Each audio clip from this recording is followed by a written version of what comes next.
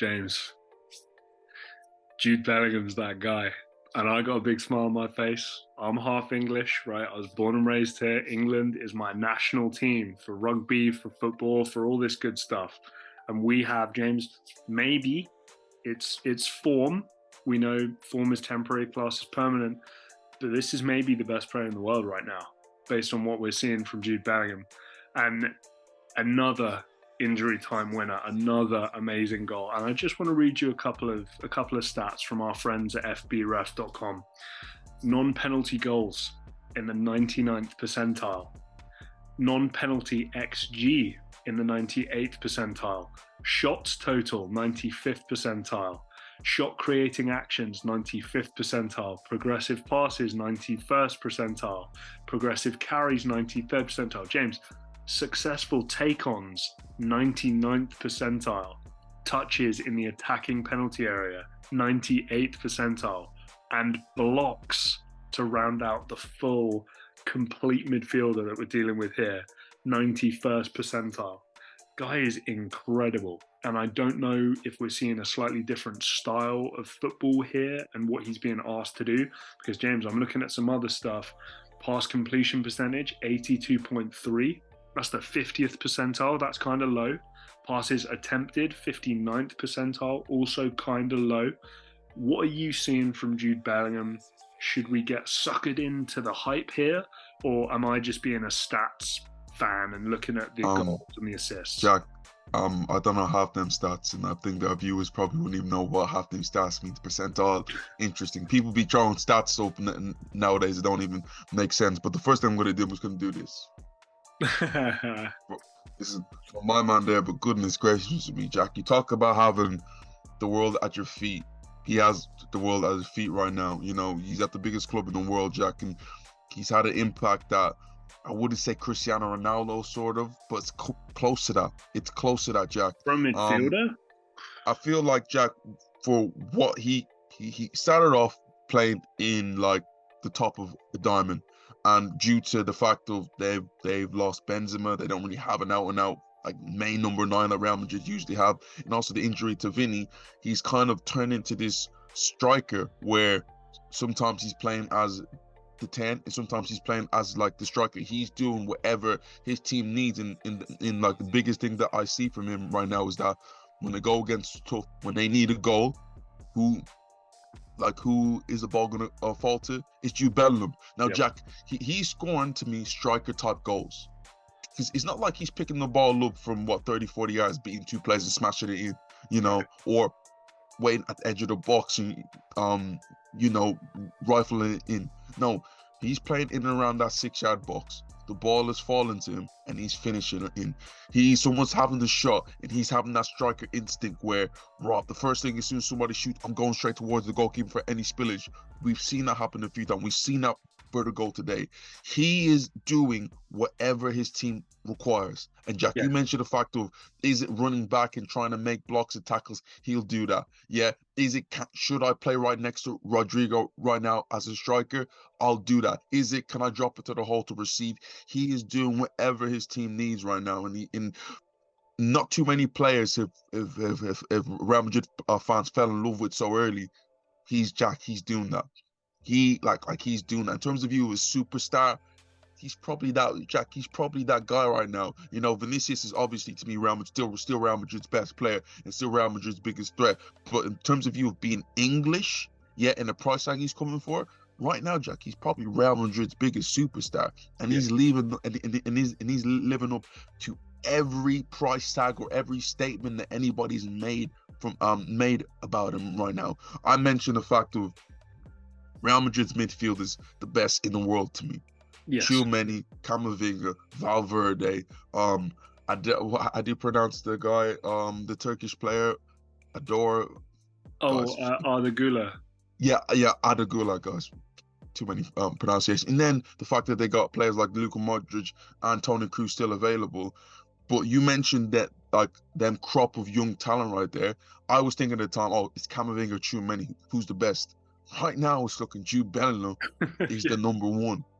And Jack, you know, when you look at the players I mentioned right there, these are gonna go into FIFA World Team of the Year as the best in the world when we're having these discussions.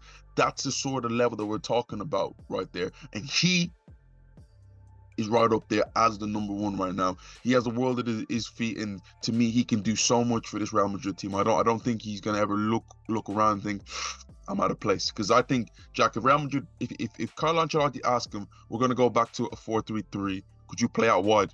He'll do that. And I think he can do that very, very effectively. There's so much that he can offer to this team, which is a breath of fresh air. I'll say a couple of things because I do want to kind of defend my little rant at the beginning there. Guys, when I talk about percentile, the higher you are, the better. It's a percentage, and the higher you are, it means you're better than that percent of people.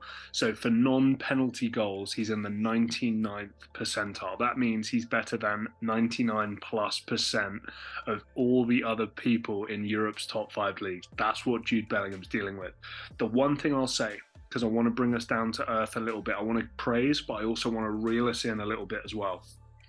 His expected goals, if you follow the XG philosophy, Sky are kind of all over it now, and a lot of football commentaries over XG.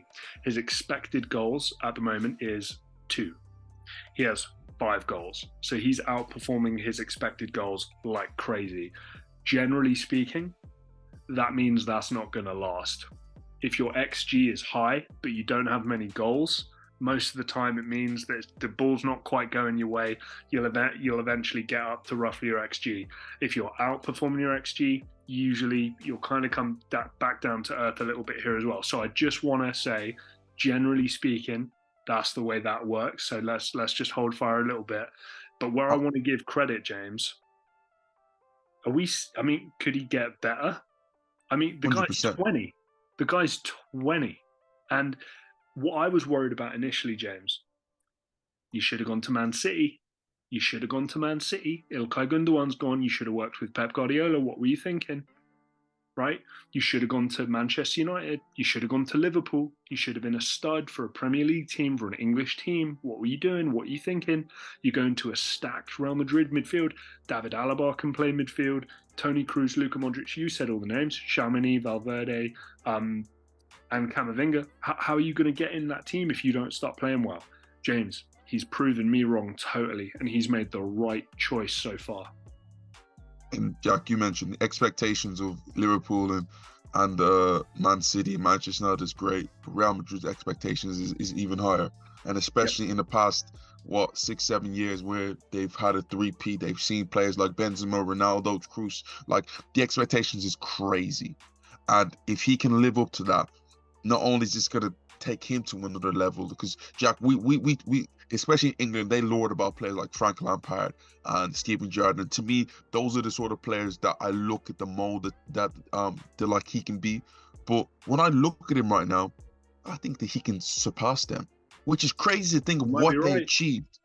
But when you look at where he is right now and where they were, he's head and shoulders above them. And what Jack where he can take it to right now, I'm gonna say this: he could be touching players like Rooney, Jack. He could finish this whole thing and be like, I'm the greatest English player of all time. I was gonna name drop this. When was the last time we had an English player for the England national team? We've gone, we have to just build the whole team around this guy. And I think it was Wayne Rooney, wasn't it? Because we didn't really have that vibe with Sterling or with Kane or Phil Foden, really. Like, it's mainly been this thing with Bellingham where it's kind of come up again, where you go, whatever they're doing at Real Madrid with Jude Bellingham, do that for England. Just do it. Yeah, listen, I don't think that England have produced a player who has been exciting. They're producing exciting players like Sterling, Saka and all them guys, but exciting, but it's right now producing at the highest level. Burning hot. I haven't seen that, Jack. I haven't seen that since Wayne Rooney. Nice. Because you remember what Wayne Rooney was about back in the day. It was something to behold. And granted, when Wayne Rooney was killing it, how old was I? I was about 8. But I go back and I watch it, and I'm like, wow, at this sort of age, you're doing that. Bellingham is like, the thing we're waiting for him right now is like, let's let him complete a campaign with Real Madrid, and then maybe on an international stage, can he take the bull by the horn and lead England? that's when we can have some serious conversations there. But right now, Jack, this guy has the world at his feet. Guys, Euros coming up. England may be favourites. Somebody's going to have to check the betting odds on that. England may be favourites for the upcoming European Championships. Jude Bellingham is going to be the kind of linchpin of this team. Let us know your thoughts. Drop a like on the video if you like what you've seen. Hit subscribe if you're not already. And until next time, we'll see you.